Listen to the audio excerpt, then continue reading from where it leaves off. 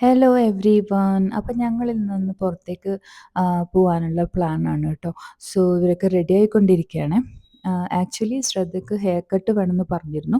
അപ്പോൾ കുറേ ദിവസമായി അതിങ്ങനെ പ്ലാൻ ചെയ്തുകൊണ്ടിരിക്കുകയാണ്. പിന്നെ അവളുടെ സെമസ്റ്റർ എക്സാംസ് ഒക്കെ ആയിരുന്നത് കാരണം അതിങ്ങനെ കുറച്ച് നീണ്ടുപോയി. അപ്പോൾ ഇന്ന് പോവാമെന്ന് വിചാരിച്ചിരിക്കുകയാണ്. സോ പുള്ളി ആകെ ഒരു കൺഫ്യൂഷനിലാണ് ഇപ്പോൾ ഉള്ളത്. മുടി ഷോർട്ട് ചെയ്യണോ അതോ ഹെയർ സ്റ്റൈല് മാറ്റണോ എന്നുള്ളൊരു കൺഫ്യൂഷനിൽ ഇങ്ങനെ ഇരിക്കുകയാണ്. അപ്പോൾ അവർ ഓരോന്ന് റിസർച്ച് ചെയ്തുകൊണ്ടിരിക്കുകയാണ്. ഫോട്ടോസ്, ന്യൂ ഹെയർ സ്റ്റൈൽ എന്തൊക്കെയാണെന്നൊക്കെ അവർ പ്ലാൻ ചെയ്തുകൊണ്ട് നിൽക്കുകയാണ്. സ്റ്റിൽ ഒരു ഡിസിഷനിൽ എത്താൻ കഴിഞ്ഞിട്ടില്ല എന്ന് തോന്നുന്നു. കുറേ ഇമേജസൊക്കെ ഇങ്ങനെ നോക്കിക്കൊണ്ടിരിക്കുകയാണ്. അപ്പോൾ ഞാനതൊക്കെ ഇവരുടെ പ്ലാനിങ് ഒക്കെ കഴിഞ്ഞിട്ട് പോവാമെന്ന് വിചാരിച്ച് ഇങ്ങനെ വെയിറ്റ് ചെയ്തിരിക്കുകയാണ്. സോ ബട്ട് സ്റ്റിൽ അവരുടെ പ്ലാനിങ് കണ്ടിന്യൂ ചെയ്തുകൊണ്ട് നിൽക്കുകയാണ്. ഇതുവരെ ഒരു ഡിസിഷനിലും എത്തിയിട്ടില്ല എന്നാണ് തോന്നുന്നത്. So they are still planning. അപ്പോൾ ഞാനിത് ഇങ്ങനെ അവരുടെ ഫൈനൽ ഡിസിഷൻ എന്താണെന്ന് അറിയാൻ വേണ്ടിയിട്ട് ഇങ്ങനെ വെയിറ്റ് ചെയ്യാണ്.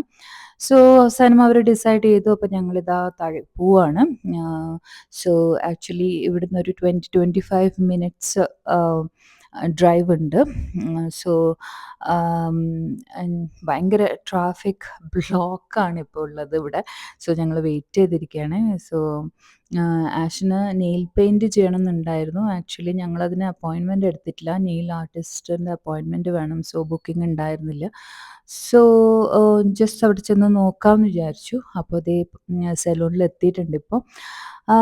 അപ്പോൾ ഇവരുടെ സ്ഥിരം പരിപാടിയാണ് മെനു വായിച്ചു നോക്കാന്ന്. റെസ്റ്റോറൻറ്റിലായിക്കോട്ടെ വേറെ എവിടെ പോയാലും ശരി, അവർക്ക് മെനു കണ്ടാൽ പിന്നെ അത് ഫുള്ള് നോക്കിയിരിക്കണം.